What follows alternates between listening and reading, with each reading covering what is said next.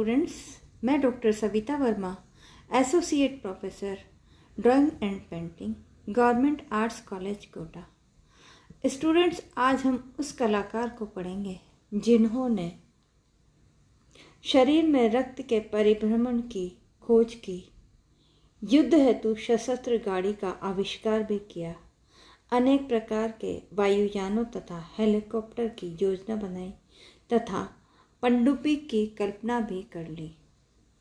Student, इस कलाकार के बारे में हम पढ़ेंगे जिन्होंने बहुत कम समय में बहुत कुछ किया। लियोनार्दो दा विंसी, जन्म 15 अप्रैल 1452 इटली में हुआ। डेथ 2 मई 1519 फ्रांस में हुई।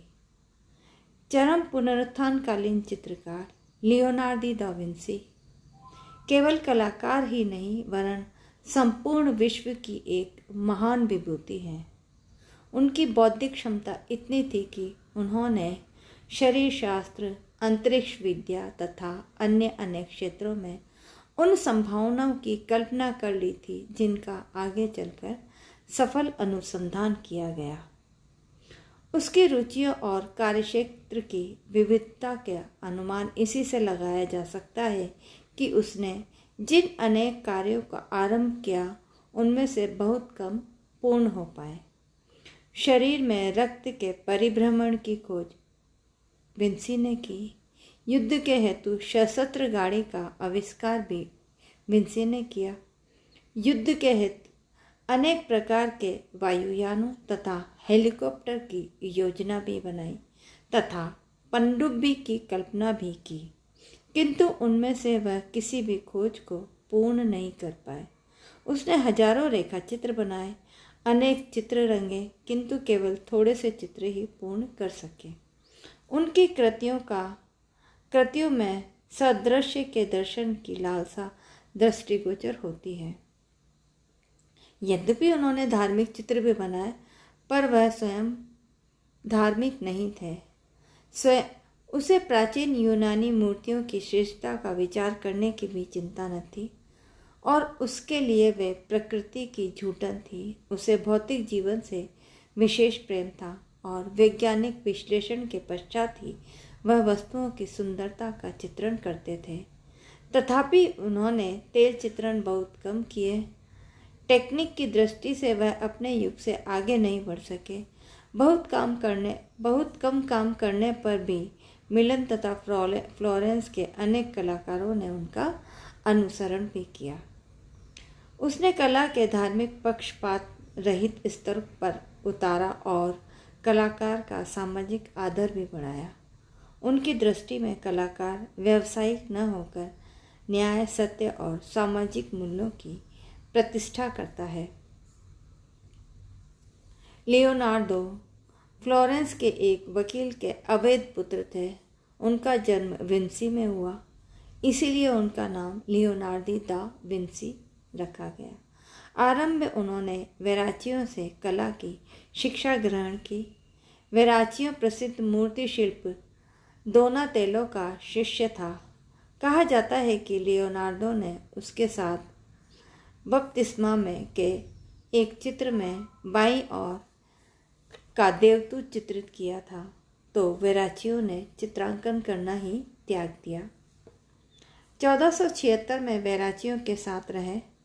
इसके पूर्व 1472 में वह चित्रकारों के संघ के सदस्य बने और 1473 में एक दृश्य चित्र बना चुके थे।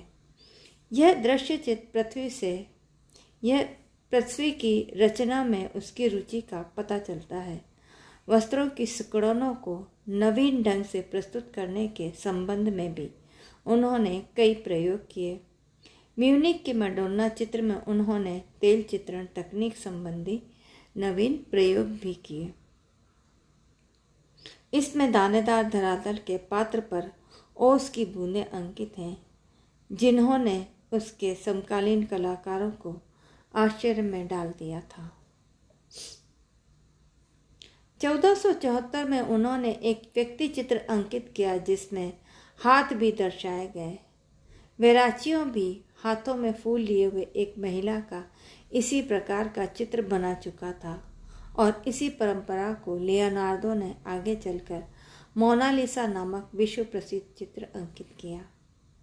1481 के लगभग उसकी पर्याप्त ख्याति हो चुकी थी, क्योंकि उसे फ्लोरेंस के निकट ईसाई संतों के एक मठ में राज्याधिकारियों द्वारा ईसा की वंदना विषय के चित्रण हेतु आमंत्रित किया गया था। इस चित्र में वे सभी विशेषताएं मिलती हैं जो 15वीं शताब्दी के अंत में कला का लक्ष्य बन चुकी थी।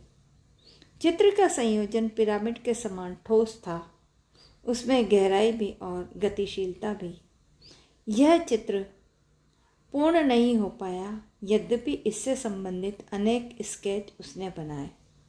जैसा कि मैं पहले बता चुकी हूँ, उन्होंने जो भी आविष्कार किए उसके बहुत से रेखाचित्र बनाए, बहुत सी ड्राइंग बनाई। इसीलिए वह चित्र बनाने से पहले बहुत से रेखाचित्र बनाया करते थे। पेंटिंग कंप्लीट नहीं होती, लेकिन उनके स्केचेस बहुत सामने देखने को मिलते थे। 1483 में वह मिलन पहुँचे और मिलन के ड्यूक को उसने एक पत्र भेजा था, जिसमें एक सैनिक, इंजीनियर, मूर्तिकार, चित्रकार, दरबारी मस्खरे, नगर योजक आदि अनेक दृष्टियों से उसने अपनी योग्यता का परिचय दिया था और ड्यूक के दरबार में नौकरी की प्रार्थना भी की थी। मिलन पहुंचकर उसने श्वेत रोम युक्त कोट वाली महिला का चित्र अंकित किया। इस चित्र में अंकित युवती निश्चय ही ड्यूक की पत्नी थी, शेलखंडों की कुमारी। शीर्षक से उसने जो दो चित्र अंकित किए, उनके संबंध में यह धारणा है कि उन्हें एक साथ आरंभ किया गया था, किंतु वास्तव में पेरिस संग्रह वाला चित्र पहले और नेशनल गैलरी लंदन वाला चित्र बाद में अंकित किया गया, क्योंकि पहले चित्र में फ्लोरेंस की परंपरागत शैली का अधिक प्रभाव दिखाई पड़ता है। लियोनार्दो विंसी मिलन में 1466 तक रहे। प्रधानतः वह ड्यूक के दरबार की विभूति के रूप में रहे। ड्यूक के पिता की वह अश्वरोही प्रतिभा विशाल आकार में निर्मित करना चाहते थे, किंतु यह कार्य भी पूर्ण नहीं हो सका। अश्व की केवल मिट्टी की प्रतिमा ही बन पाई। इतना अवश्य है कि उसने अश्वों के अनेक सुंदर रेखाचित्र बनाए। मिलन के ही एक उपासना गृह में उसने ईसा का अंतिम भोजन, द लास्ट सपर नामक चित्र आरंभ किया। 1467 ईस्वी में वह इस कार्य को कर रहा था। एक तो वह बहुत धीरे कार्य करते थे, दूसरा उसने फ्रेस्को के स्थान पर तेल पद्धति में प्लास्टर की भित्ति पर कार्य करने का प्रयोग आरंभ किया था। इन्हीं दोनों कारणों से यह चित्र स्वयं उसके सामने ही दीवार पर उखड़ने लगा था। चरम पुनरुत्थान का यह ऐसा प्रथम चित्र था जिसमें एक तनावपूर्ण स्थिति और ईसा के शिष्यों की मुखाकृतियों की मनोवैज्ञानिकता पर बल दिया गया था। 15वीं शताब्दी में फ्लोरेंटाइन चित्रकला इस प्रकार के विषयों तथा परिस्थितियों के चित्रण से अनभिज्ञ थे। लियोनार्दो के पश्चात की पीढ़ी ने यह स्वीकार किया कि कलाकार, विचारक और सृष्टा होने के नाते दार्शनिक से किसी प्रकार कम नहीं होता और वह एक ऐसा कारीगर मात्र नहीं था जो धन के बदले कुछ निश्चित क्षेत्र में प्रतिदिन रंग भरे। इस प्रकार लियोनार्दी की कला की पर्याप्त प्रशंसा की गई है। वास्तव में लियोनार्दो ने कलाकार की प्रतिष्ठा को बढ़ाने में बहुत योगदान दिया।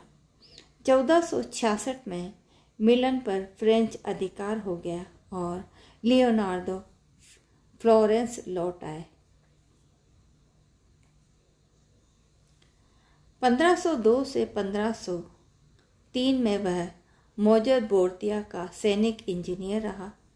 इस समय शव ग्रहों में जाकर उसने अनेक शवों का अध्ययन किया, जिसके फलस्वरूप वह अपने समय का सर्वश्रेष्ठ कला शरीरविद कहा जाने लगा।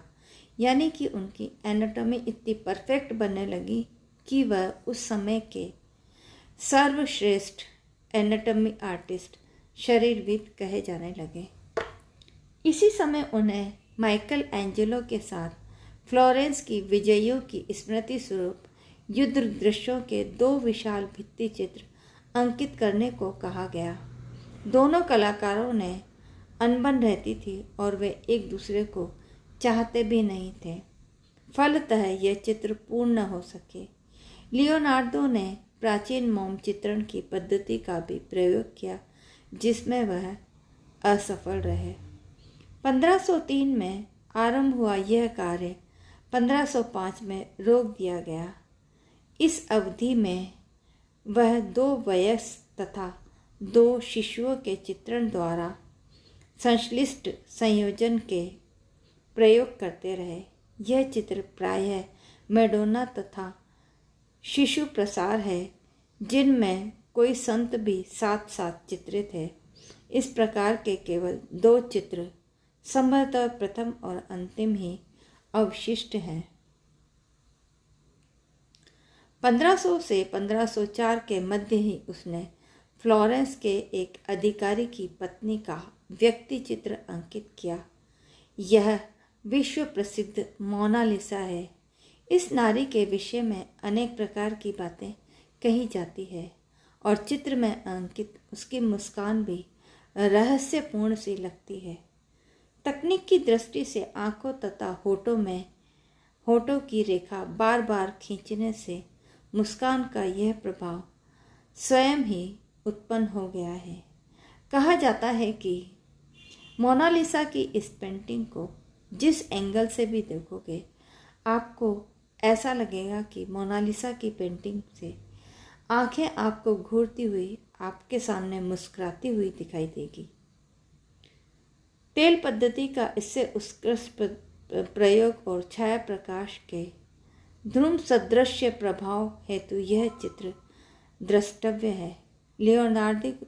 लियोनार्दो का विचार था कि छाया तथा प्रकाश परस्पर मिले हुए होने चाहिए, उनके मध्य किसी सीमा रेखा का आभास न हो।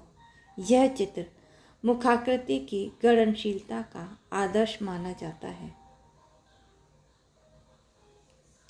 1506 में लियोनार्दो पुनः मिलन गए। उसके अंतिम वर्ष वैज्ञानिक शोधों में व्यतीत हुए। 1507 में उसने सेंट जॉन का एक व्यक्ति चित्र बनाया। इस चित्र में लियोनार्दो के दोष उभर कर सामने आने लगे। घनत्व उत्पन्न करने की प्रवृत्ति के कारण चित्र में काले रंग के समान हो गई। चित्र में छाया काले रंग के समान हो गई। छाया प्रकाश को महत्व दिया गया, अतः रंग का महत्व पूर्णतः समाप्त हो गया। भावाभिव्यंजना की सूक्ष्मता दर्शाने के प्रयत्न में मुखाकृतियों में बनावटीपन आ गया। उसने जो अनेक रेखा चित्र बनाए थे, उनका संग्रह करके परिवर्तित कलाविदों ने एक पुस्तक भी प्रकाशित कर दी। लियोनार्दो दा विंसी की ये फेमस पेंटिंग है मोनालिसा। आप देखिए, इसकी आंखें और इसकी मुस्कान के लिए फेमस है। कई बार IAS के क्वेश्चन में भी पूछा जाता है कि लियोनार्दो दा विंसी के बैकग्राउंड में क्या बना हुआ है। बैकग्राउंड जो है इसमें लैंडस्केप बनाया हुआ है। द लास्ट सपर, ये मैंने पहले भी आप लोगों को इसके बारे में बता दिया। अंतिम भोजन पेंटिंग बहुत बड़ी बनाई हुई है। इसमें ईसा को बीच में बैठे हुए बताया गया है। नेक्स्ट है self portrait, lady with an ermine. Thank you.